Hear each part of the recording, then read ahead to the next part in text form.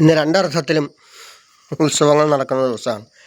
ജനഹൃദയങ്ങളിൽ ഉത്സവം. അവനവൻ്റെ ഇഷ്ടമനുസരിച്ച്, അവനവൻ്റെ തത്വങ്ങളനുസരിച്ച്, അവനവൻ്റെ രീതി അനുസരിച്ച് നൽകുന്നതായ സമ്മതിദാന അവകാശം അത് പരിപൂർണമായിട്ട് നിർവഹിച്ചേ പറ്റുള്ളൂ. നമ്മുടെ അവകാശമാണ്.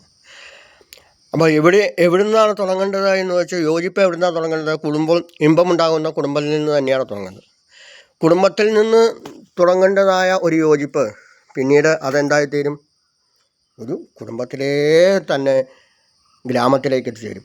ആ ഗ്രാമഭംഗി ഒരുമിച്ച് കൂടുമ്പോൾ എന്തായിത്തീരും? അത് ഗ്രാമം ഒറ്റക്കെട്ടായിട്ട് തീരും.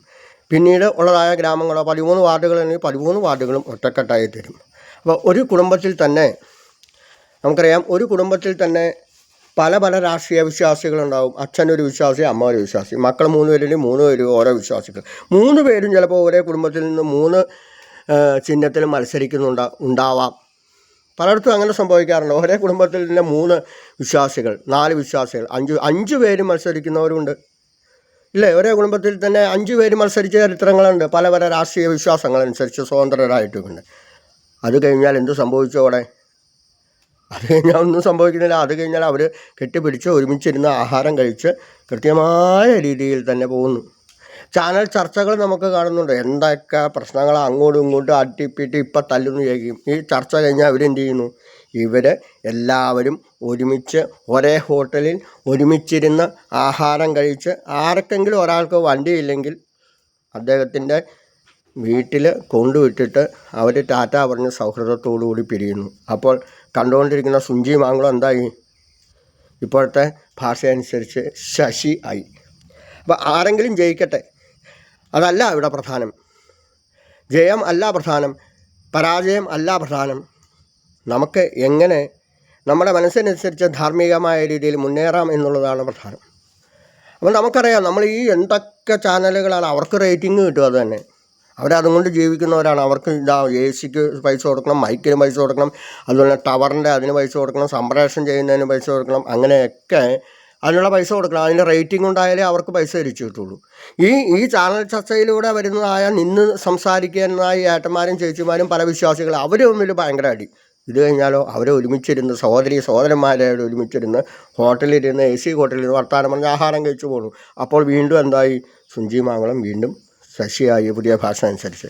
അപ്പോൾ നമുക്ക് അതൊക്കെ വിട്ടേക്കുക. പുതിയ ക്ഷേത്രത്തിൽ നടക്കുന്നതായ ഉത്സവം, അവിടെ നിത്യശിവേലിയോടുകൂടി നടക്കുന്നതായ ഉത്സവം, മാതൃഛായ ശിശുവിന് ഒക്കെ നമുക്ക് സമീപമായിട്ടിരിക്കുന്നതായ ഒരു ക്ഷേത്രം. അതിൻ്റെ അടുത്തതാണ് ചൊവ്വര കൃഷ്ണസ്വാമി ക്ഷേത്രം. അപ്പോൾ അങ്ങനെയുള്ളതായ ക്ഷതാതത്രായത എന്നുള്ള തത്വം അനുസരിച്ചുള്ളതായ ക്ഷേത്രങ്ങളിൽ ഉത്സവങ്ങൾ നടന്നുകൊണ്ടിരിക്കുകയാണ്. അപ്പോൾ അങ്ങനെ സ്നേഹമസൃണമായ രീതിയിൽ ഭാഷയിൽ സംസാരിക്കുമ്പോൾ നമുക്കറിയാം, ഉത്സവങ്ങളിൽ പങ്കെടുക്കണം. ഉപ്പിന് പങ്കെടുക്കണമെങ്കിൽ എന്ത് ചെയ്യണം? പങ്ക് കൊടുക്കണം. ഇവിടെ തലപ്പുഞ്ച മഹാദേവോത്സവത്തിൽ കല്ല് വിരിച്ചു. എത്ര പൈസ കിട്ടിയെന്ന് ചോദിച്ചാൽ 10% കൂടുതൽ പൈസ പിരിഞ്ഞു കിട്ടിയിട്ടുണ്ട്. ഇവിടെ ജനങ്ങളുടെ നിരന്തരമായ അഭ്യർത്ഥന മാനിച്ചിട്ടാണ് നമ്മൾ കല്ല് വിരിക്കാൻ മുന്നോട്ട് പുറപ്പെട്ടിരിക്കുന്നത്. അതിൻ്റെ ഏകദേശം ഒരു 1/4 ഭാഗം പണി തീർന്നു. പക്ഷേ ഇനിയും ബാക്കിയുള്ള കാര്യങ്ങൾക്ക് നമുക്ക് പൈസ വേണ്ടേ? ഒരുപാടൊന്നുമില്ല, വളരെ ചെറിയ തുക, ഒരു കല്ലിൻ്റെ പൈസയൊക്കെ നമ്മൾ ചോദിക്കുന്നുള്ളൂ ഇവിടെ. അല്ലാതെ ഒരു ഫുള്ള് കല്ല് വിരിച്ച ഒരാളോട് സ്പോൺസർ ചെയ്യാൻ ഇന്ന് വരെ പറഞ്ഞിട്ടില്ല.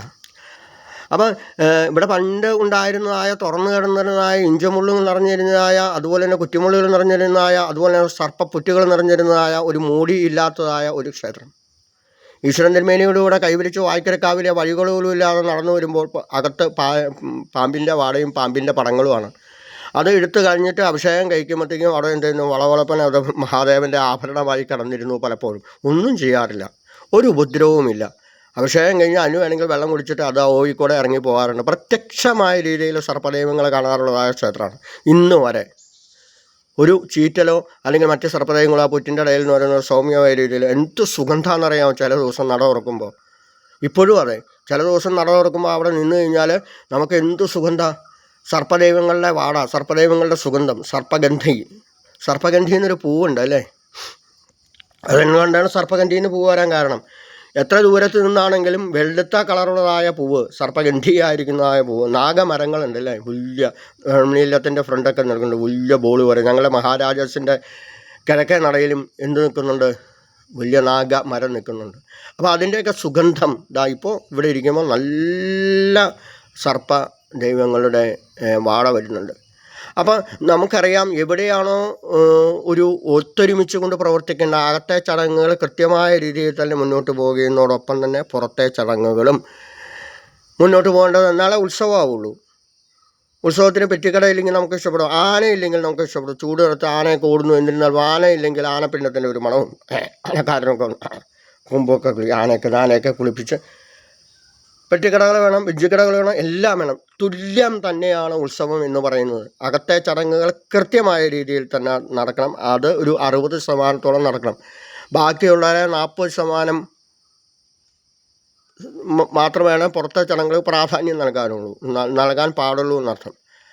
അപ്പം ഉത്സവബലി അടക്കം സർപ്പബലി അടക്കം രണ്ടിനും പ്രാധാന്യമുണ്ട്. ഉത്സവബലിയും സർപ്പബലിയും തെറ്റാൻ പാടില്ല. രണ്ടും കൃത്യമായ രീതിയിൽ തന്നെ നടത്തിക്കഴിഞ്ഞാൽ എന്ത് സംഭവിക്കുന്നു? അവിടെ അതുപോലെ അനുഗ്രഹങ്ങൾ, തെറ്റിക്കഴിഞ്ഞാൽ അതുപോലെ പ്രശ്നങ്ങളും ഉണ്ടാകുന്നു എന്നർത്ഥം. അപ്പോൾ ഉത്സവബലികൾ നമ്മൾ കാണാറുണ്ട്. തൃക്കാരപ്പൻ്റെ ഉത്സവബലി കണ്ടു തൊഴുതു, അതുപോലെ പുതിയടത്ത് ഉത്സവബലി കണ്ടു തൊഴുകാനുണ്ട്. അതുപോലെ മറ്റ് ക്ഷേത്രങ്ങളിലൊക്കെ വേങ്ങൂർ ഉത്സവബലിയിൽ പങ്കെടുത്തു. മന്ത്രങ്ങൾ ഒരുമിച്ച് തന്ത്രിയുടെ കൃഷ്ണൻചേട്ടൻ്റെ കൂടെ തന്ത്രിയുടെ ഒരുമിച്ച് ചൊല്ലൂ എന്ന് പറഞ്ഞ് അദ്ദേഹത്തിൻ്റെ കൂടെ ചൊല്ലാൻ പറ്റി.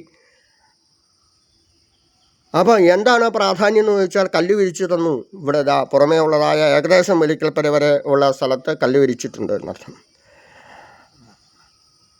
അപ്പോൾ പ്രാധാന്യം എന്താണ് എന്ന് ചോദിച്ചാൽ നമുക്ക് സംശയമൊന്നുമില്ല. പ്രാധാന്യം അകത്തിരിക്കുന്ന ദേവർക്ക് തന്നെയാണ്. കിഴക്കോട്ട് ദർശനമായിക്കൊണ്ടതാ മഹാദേവ ക്ഷേത്രം വരുമ്പോൾ 3000-ൽ പരം വർഷങ്ങൾ പഴക്കമുള്ള ബിംബം വളർന്നുകൊണ്ടിരിക്കുകയാണ്. ഇപ്പോൾ ഇത്തിരി കൂടെ പൊക്കം വെച്ചു.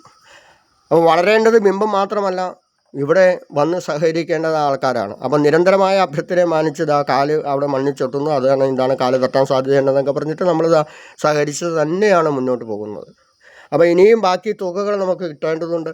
അപ്പം സ്വസ്ഥമായ രീതിയിൽ ആൾക്കാരുടെ എണ്ണമല്ല പ്രധാനം എന്നർത്ഥം. 10,000-കണക്കിന് ആൾക്കാർ വന്ന് തൊഴുതിട്ട് തൊഴണ്ടെന്ന് പറയാനില്ല, പക്ഷേ അത് ടിക്കറ്റിറക്കി ഒരു ദർശനം. നമുക്കറിയാം കേരളത്തിൽ പുറത്തുള്ള മഹാക്ഷേത്രങ്ങളിലൊക്കെ ടോക്കൺ 5,000 രൂപ കണ്ടാണ് ഒരു ടോക്കൺ.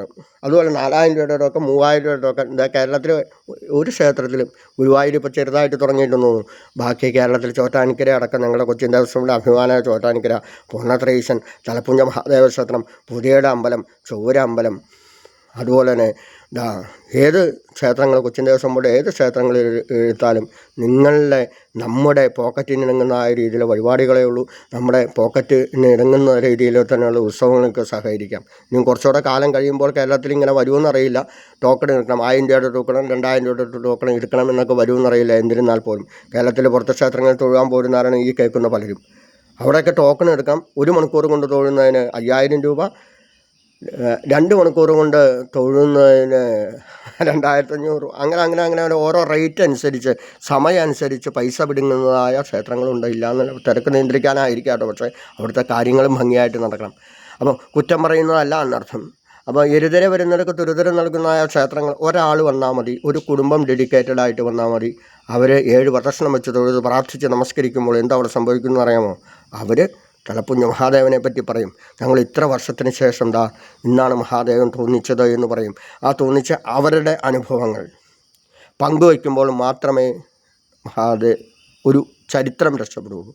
ചരിത്രപ്രസിദ്ധമായ പല കാര്യങ്ങളും, ജീവിതാനുഭവങ്ങളും ഈശ്വരാനുഭവങ്ങളും പറയാൻ പാടില്ല എന്ന് പറയുന്നത്. കഴിഞ്ഞ ആഴ്ച അങ്ങേയറ്റം കടന്നിരുന്നതായ നമ്മുടെ വളരെ അടുത്ത സുഹൃത്തിൻ്റെ ഒരു ഏട്ടൻ,